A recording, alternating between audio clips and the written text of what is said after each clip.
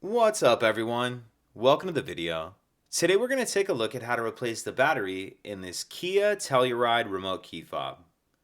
This Kia Telluride key fob is going to use replacement battery CR2450, and I'll put a link in the description box of this video to where you can find these replacement batteries if you're in need.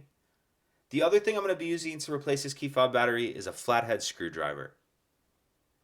So if we grab our key fob and we take a look down here near the key ring, on the one side we see there's this notch right here that I'm touching with the end of the screwdriver.